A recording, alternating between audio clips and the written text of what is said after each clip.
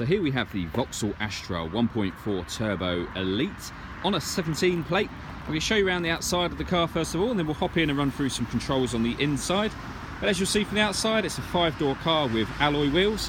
Let's start off inside the boot, and then we can work our way around the rest of the car from there. As we approach the boot area, you'll see we've got 3 individually folding rear seats and plenty of boot space as well. There really is a lot of space in the Astra. Okay, so we're just going to work our way back round to the front of the car now, and then I'll hop in and run through some controls on the inside.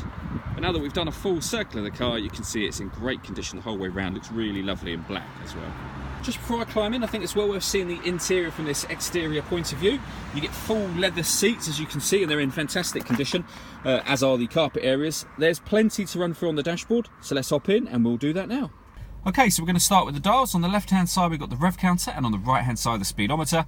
At the top, you'll see the fuel gauge and coolant temperature gauge. And then beneath that, we've got a trip computer, which at the moment is displaying the digital readout for the speedometer. You can change the information you see up on there using the buttons on the right-hand side of the steering wheel, which I'll show you in a moment. And then underneath that, the total miles for this car are 10,402. If we back out to the steering wheel, these are the buttons on the right hand side I was using a moment ago. We've also got stereo controls here as well. And then on the left hand side, we've got cruise control and speed limiter, as well as voice activation for the phone. So hitting that button, asking it to dial someone in your contacts list, it'll do that for you.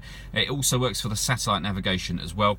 With regards to the phone itself is paired using this touchscreen over in the center here by hitting phone and following the instructions from there. This is all touchscreen.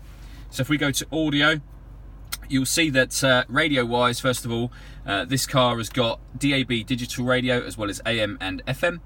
We have not plugged anything into the media input yet, but this car will take Bluetooth audio, so you can stream music wirelessly, and it has a USB input as well.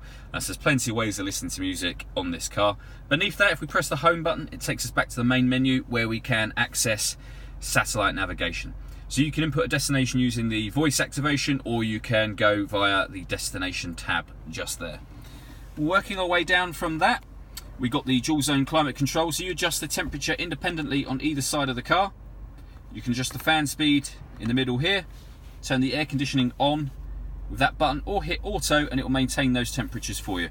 And as we're coming around to the winter, something that's really useful are the driver and passenger heated seats and the heated steering wheel just there as well.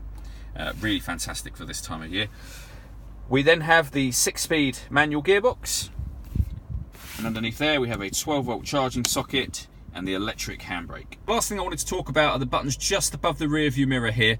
This car has got what's called OnStar, which is an onboard assistant essentially, but you've got a Wi-Fi 4G hotspot, and that button there will give you access to a call center. They're open 24/7, and they can input destinations into your satellite navigation. They can tell you if your car is due a service. If a warning light comes up, they'll be able to tell you exactly what the problem is with that.